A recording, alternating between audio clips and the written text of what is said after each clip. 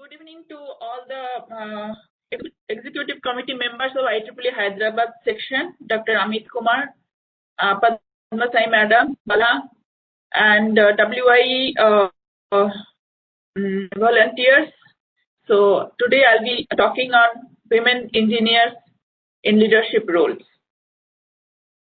So basically it's a pure myth that women cannot perform as well as men in science, engineering, and mathematics.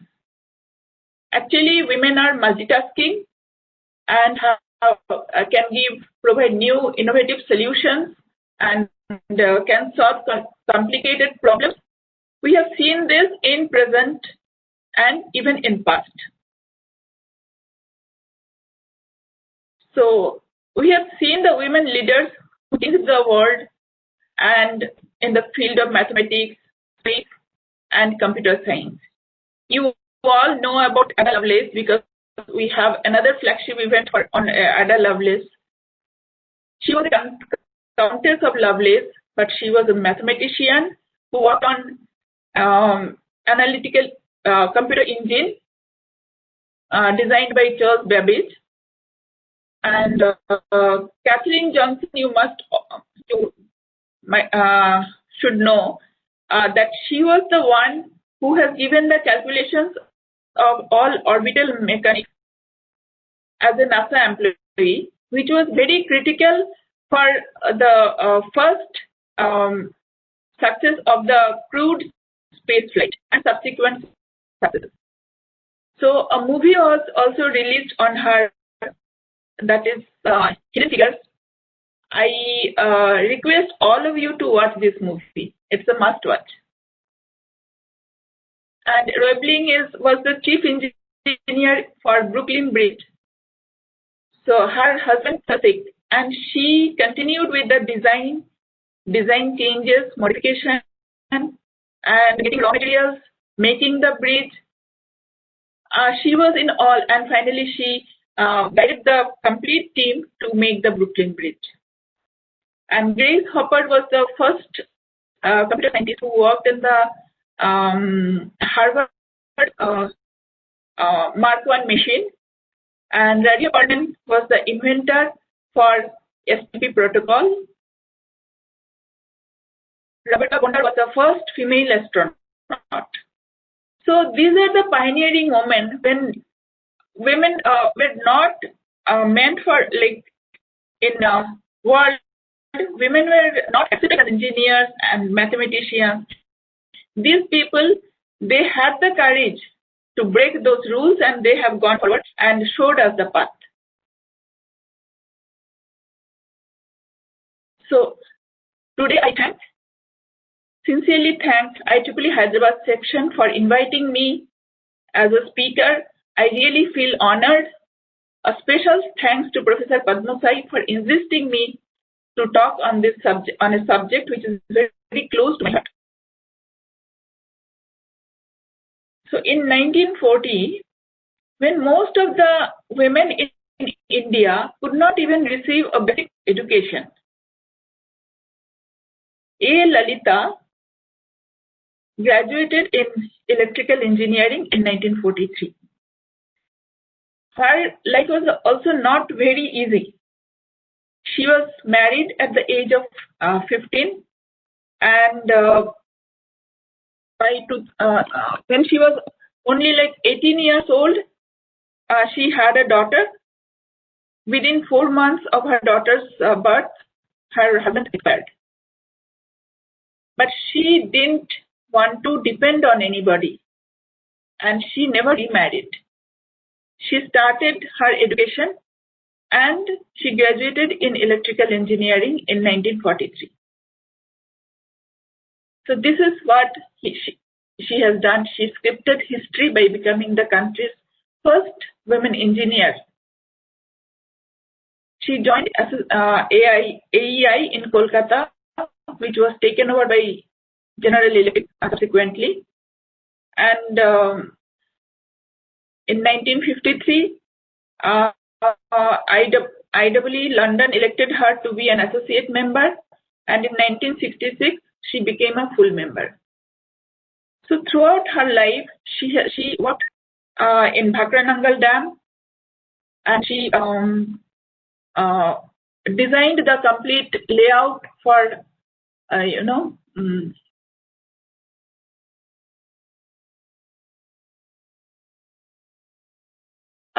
layout for the electrical layout, and she was successful in her own career. So with Miss A. Lalitha, two more engineers graduated. Actually, A. Lalitha joined 1 year before, but due to World War II, she got her degree got delayed by 1 year. So P.K. Theresa and Lillamma also graduated with her. And P.K. Theresa was the first woman chief engineer for PWD, and this was one of first in all of Asia. Lillamma graduated at the age of 19, and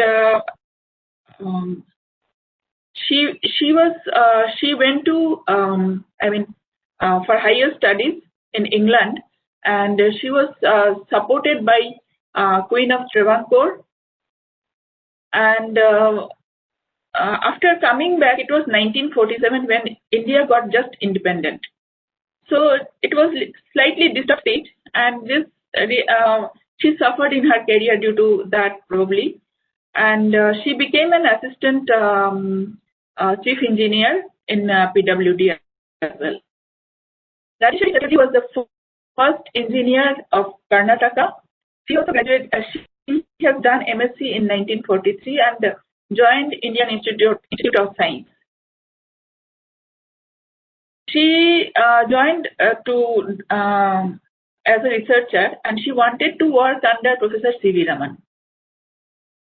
But C.V. Raman didn't accept her. He probably didn't want to. He was not very comfortable with the idea of having women students. Anyway, Rajeshwari Chatterjee went to University of Michigan with a scholarship from Indian government and pursued her higher studies. She came back and she was working in IISc throughout. Ms. Rajalakshmi Reddy also, she was the first electronics engineer. In fact, when the electronics engineering, telecommunication engineering started in India, she was one of the only lady in the first batch, and she completed. And later she worked in the Indian telecommunication. Ila Majumdar was the first mechanical engineer graduating from Bengal Engineering College, Shibpur. She also went for her postgraduate training to Glasgow, Glasgow-based company, Bar and Stroud, and then she joined the ordnance factory in Dehradun.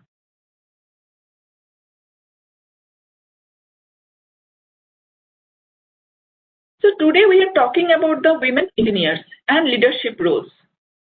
Why talk on women engineers? What is special about it? We all know the reasons. There are several social challenges which women face, first to join the engineering, then to pursue engineering, and finally become an engineering leader. In each phase, there are challenges. Even during our studies, if we want a group study, which boys will always do, but we face a problem of getting typecast. So, expectation of society is the women are the caregiver for the family. And from the childhood, a girl is brought up to play that role. Expectation of society always that you are growing up with always drives one's choice for her life. So there are some who are complete caregiver. They take care of their family, children, and elderly parents or elderly in the house. They find a lot of satisfaction in that. They never stand up for themselves, but they are happy with that. Next, other category is are the smart homemakers. They take care of the children, they take care of studies, and they take elderly care, complete house they manage.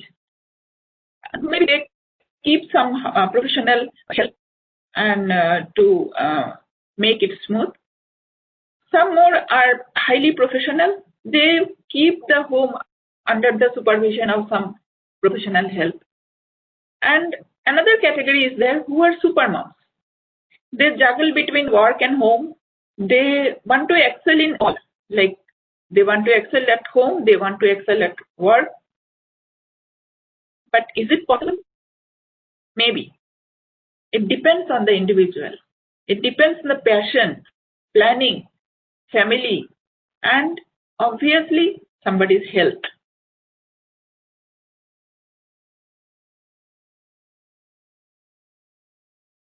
So when I started my engineering course, one of the very senior professors asked me, why are you spoiling one seat?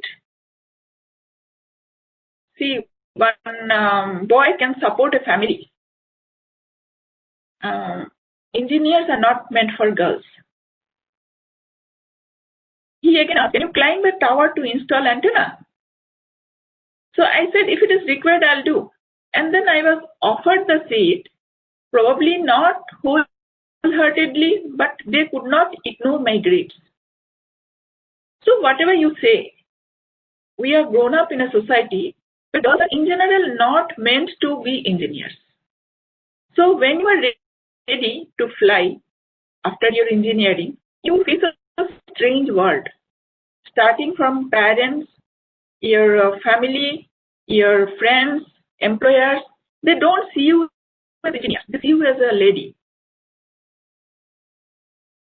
And we also lose faith sometimes on ourselves. So question comes, what should we pursue? Government job, academics, private, or getting married? So academia people think, oh, I get a lot of holidays. But you all know, if you want to do good, it almost consumes day and night. And if you are a researcher, you feel that days should have 36 hours to catch up with some sleep. So and then comes marriage and starting of life. Statistics say at the prospect of marriage, a large number of girls leave the job or they don't start. So it depends on how you balance the thing, and you need to be smart at this stage and plan your strategy, what you want, and definitely guidance from family and friends go a long way for all the women.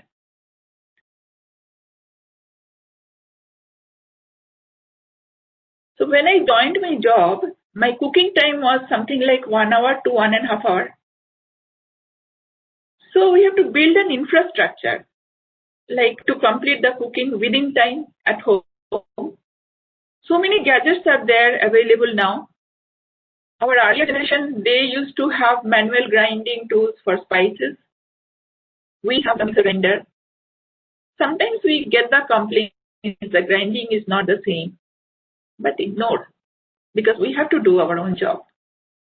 Time is changing. Now society is accepting that men can share some work. Though this understanding is there only probably among the city dwellers.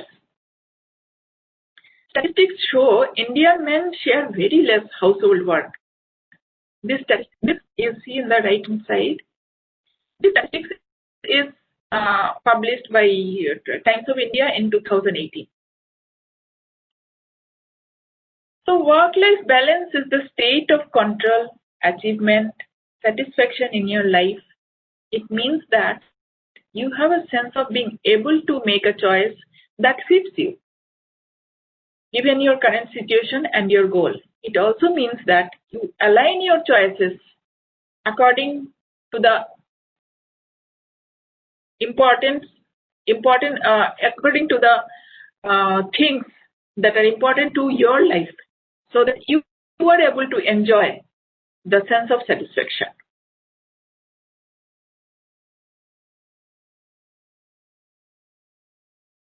Now let us come to the engineers, what it takes to go to the leadership roles. That is the basic skill what we need to go ahead and climb the ladders.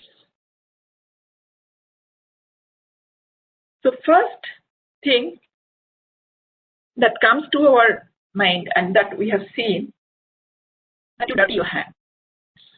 Most successful engineers were always the ones willing to get their hands dirty. This might mean going out, going to the production floor, going to the test bench, to field and work. So, for example, we have, say we work on an RF board or a digital board. In front of a computer, you simulate the design, you optimize, you tune to perfection, you say yes, everything is simulated and the design is working. Now you go get it fabricated and populate the design with ICs. If you have some software, implement that. Then I'm sure your test engineer will stand in front of you with a blank face sometime. Whatever you do in simulation design in the computer, when you get the board, it is not the same. You may not get the actual performance. It is after you tune your board on your own hand, you understand the circuit, it works. In digital board, sometimes you feel, where from all these jitters coming? And you have to sort it out. So it comes to that. So another example I have is we have designed some system and it is tested in field, and then we wanted production. And to a private partner, we have given the complete, we have transferred the technology, and we have given bill of material, we have given drawings. Initially, we have told them to develop 100 units. You cannot believe, out of 100 units, 66 units went for failure board analysis. So, new people, new hands, it is not the problem of the design, it is only the workmanship problem. And finally, in the same company, after 3 years, we find out of 330 units, only 2 units had some minor problem. So it comes to that, like you have to, while doing engineering, you have to get the skill set not on computers or any other thing. You have to work on bench, you have to work on field. So this is what you should do to dirty your hands. Next is respect your team members. You know, we are all educated people and we become little egoistic, and sometimes, you know, we do not behave with our subordinates properly. We become arrogant and we misbehave with them. But when you work with a team, it's always very, very important to take the team together and always work with the team. So sometimes they may do mistakes, but it's not that you should scold or you should misbehave. You have to take one point at a time and fix one problem at a time with your team members. That works. Also, if somebody gives you feedback, you should not feel bad. You should think about yourself and probably you should correct yourself. This boosts somebody's career.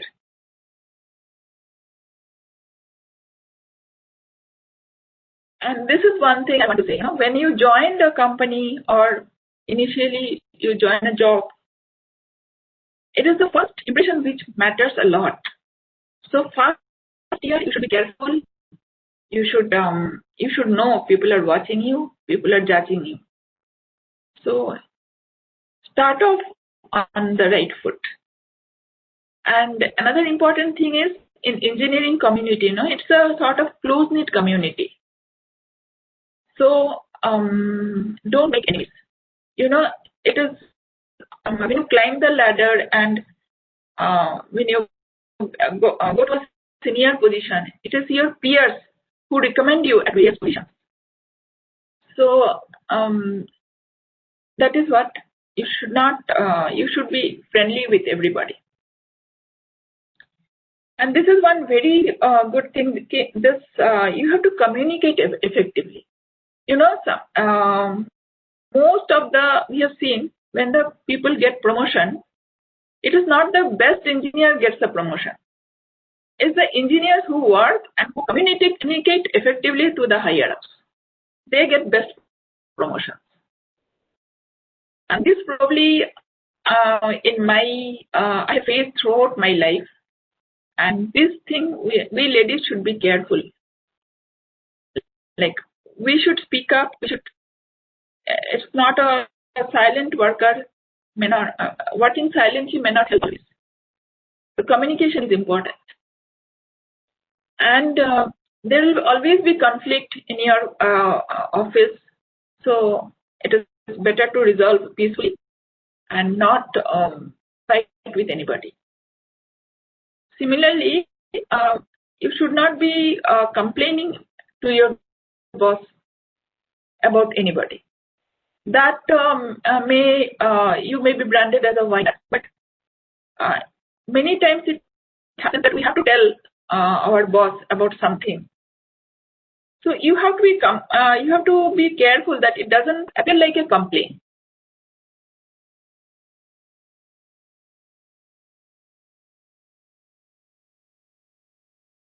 So these are the things what I told is in general what you should do as an engineer in your career. But we women, we are little different. I mean, the society looks at us in a different way. So characteristics of us are little different. I agree, but we face some challenges, and we face our internal challenges and sometimes the societal challenges. Some characteristics of women leaders have been given: empathy, networking, assertiveness. We are good at all this. But what about willingness to take risk? Are we all willing to take risk? We have to think. And then challenges we face. You know, we have a problem that as long as we are not 100% sure about anything, we do not come forward. You see, sometimes, you know, there is a big meeting and people are putting their point forward. You feel you have a point, but people are not caring, means they are not listening to you. So I think you should not keep quiet after that also. You have to raise your hand and you have to make your point clear.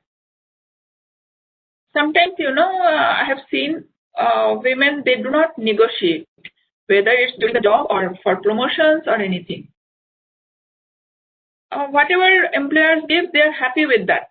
They feel if I negotiate, if I don't get the job, they're not sure about that.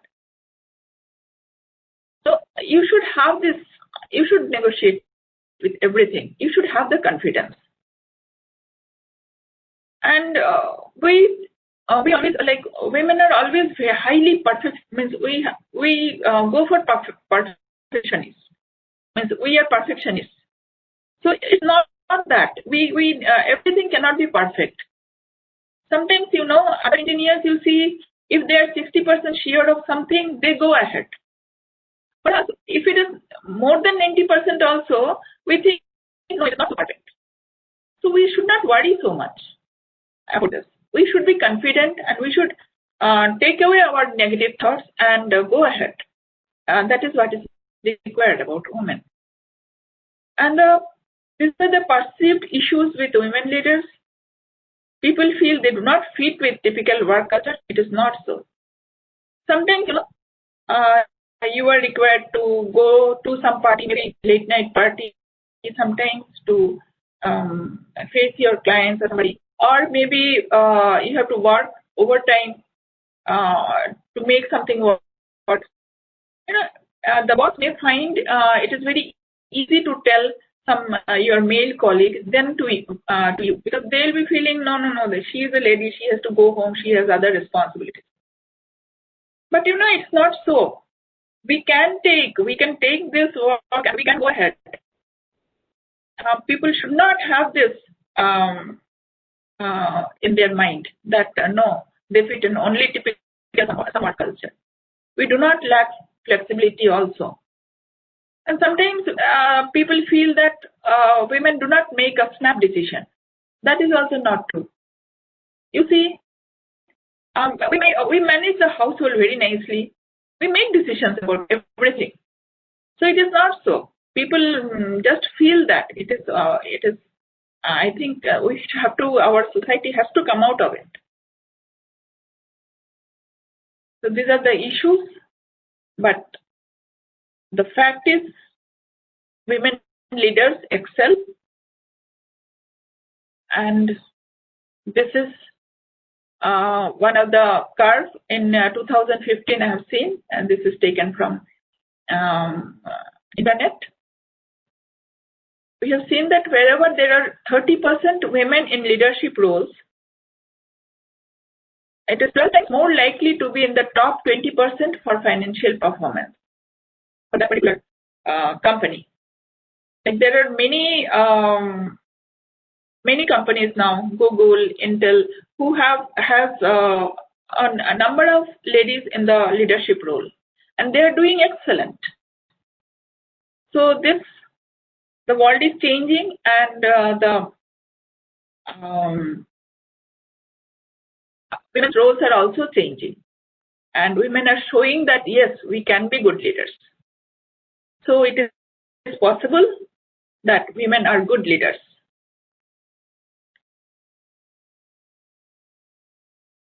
So it is very important for all women to maintain professionalism. Our mission should be clear what we want. Okay. So it is not wise to bring or give any family excuse when to the employer or at the workplace. But at the same time, I feel each and everybody should be responsible for their family also. Sometimes male professionals are often praised that they are working overtime and how they are sacrificing their family life for the work. And professionals who put their career first are rewarded. But according to me, a balance is very important. If I complete my task on time and I am able to deliver the projects on time, that is important. It is maintaining schedule, self-discipline, and keeping professional commitment, which should be important. And then managing the time effectively. Once I had some three projects in my hand, and suddenly I was asked to design another system for a very prestigious project, and that in a very, very short time. I didn't have even the required manpower in my team, but somehow I accepted that challenge and delivered the system within time. It was a huge task. My team worked day and night. I had the flexibility to decide my schedule because I was the head of the project. Sometimes even I took time after dinner to do the documentation and some of the work. So, and we have cut short of any meeting. We had discussed one-to-one for any problem. So these are the effective ways how we could manage. But one thing I should tell at the same time, that these late working hours are all right for a very short time. I feel it decreases overall efficiency of the people. People become lethargic if they work late night and stay back. Instead, we can adopt some efficient technique and cut short of unnecessary delays and make our schedule proper within the office time.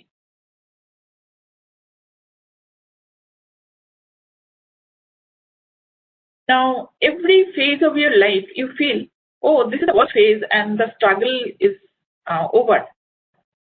next and subsequently we can go ahead. But you are wrong. You are in for some new challenges. So we have seen throughout my life, we can't stick to a set routine. With each phase of professional as well as family life, the complete routine changes. And you should be able to accept that change and quickly change the sequence of our routine. We have to use, of course, we have to use some support system for this.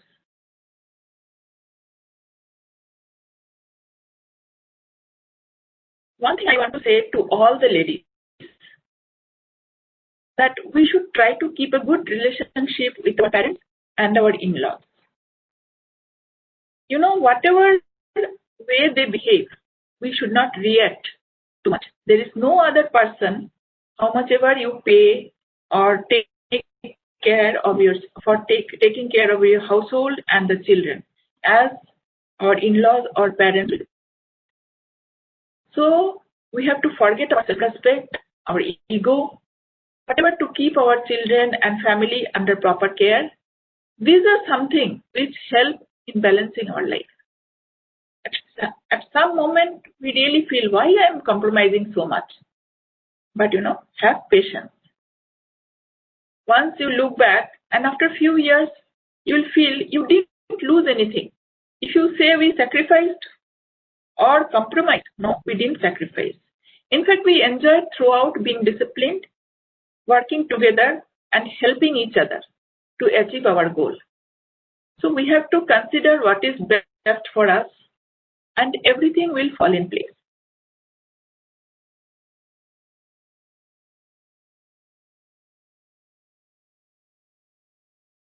So a proper balance of life always depends upon the intensity of a woman's commitment to the career. It comes out in every step. So people judge you and take you according to that. Very few women reach to a very completely leadership position. So just take your time out from your official responsibilities to raise your children and manage. The management will be upset, and you are giving up on your career. So you have to understand your responsibilities. You have to take your family along, and definitely they are going to cooperate. You need not compromise on your parenting for professional life. There is no point in giving up one for the other. So you can do it, whatever is the responsibilities you have.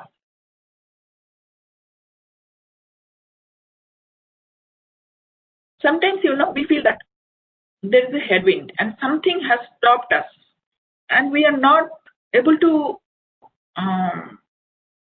go forward. So if something happens like this, don't stop. Take time. You should have a lot of confidence, a lot of courage. Maybe you change your track sometimes and go ahead. So nothing stops. Nothing should be able to stop you.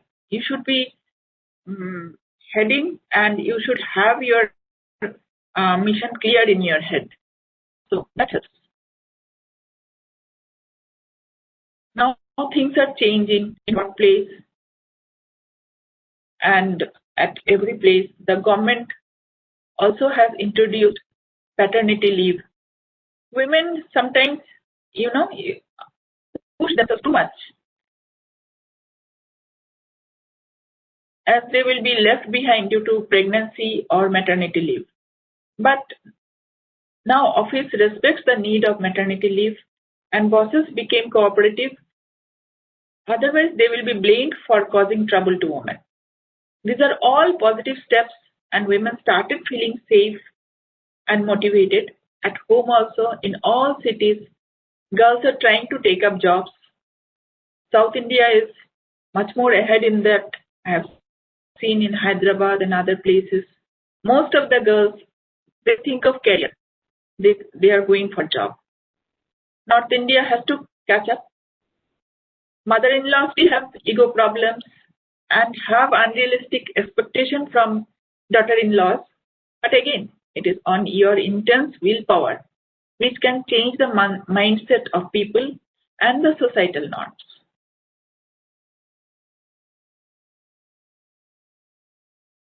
With all that, we should not forget our life. We should enjoy, have occasional parties, so have a balanced life. It is not only the career which you should think of. You know, you have children and they will be graduating and they will have their own life. Then sometimes you feel you have missed out. So spend quality time with your children, go for good trips, go for picnics, and enjoy your life. With this, I thank all of you for giving me an opportunity to speak. It is really an honor to speak in this flagship event. Thank you. Thank you all. Thank you, ma'am, for mentioning all the points, starting from leadership to challenges, mother-in-laws, all those things. Even though you're having health problem, you accepted our invitation and has given wonderful speech. So definitely all of us will follow the tricks, whatever you have given to us. So we will educate as we are working in the education field, we will motivate all the children so that they will be future leaders. Definitely we'll follow your suggestions, madam. Thank you. Thank you, ma'am. Renuka, ma'am, can you take a few questions? Myself, Renuka, member of WIE, I feel more privileged to listen to your session, madam, and to have so much of suggestions from you. That is, no enemies, communicate effectively, challenges for a woman leader to be well at home and enjoy the time equally with all sorts of balancing both with the children. And it was truly said that educate a woman and you educate a family. So it is really a challenge for the woman when we do all at the end of the day we feel like yes, there is some achievement in us. Is it no, madam? That we balance both of it as a working woman. Thank you so much, madam, for sharing all your nice words and thoughts. Definitely we have to remember again, we need again and again somewhere to listen to big people like you, achievers like you, again to go back in the track. Thank you so much, madam. We have one or two questions, madam. Any woman engineer will be trying to feel. One is regarding the peer pressure health to balance. Could you give some tips of yes, madam? I mean, peer pressure will always be there, and you have to balance it. You have to tackle it. Only thing you should understand that you cannot manage. It is not possible to satisfy everybody. It is important that we have our mission clear. We have to first satisfy ourselves that no, I want to do this. Okay, whether others are satisfied or not or what they think, we need not worry about too much about that. Okay, so don't go what are the peers doing, and don't feel too much competitive. Don't take too much pressure. Set your own goal and achieve that. That is important. Okay, madam. And one more thing about the common thing that how to balance children and the work. That is what I was telling you. That always take your close relatives like in-laws or parents. You should be having a very good relation with them. It is best that they be at home. You can hire professional help and everything, but they will supervise them. They will look after everything. Sometimes it is not possible, I agree, but then when you have, say, emergency, maybe you have to go out of station. During that time, you can call them So it's very important that in and around the family members, you have to take them along. They will also love it.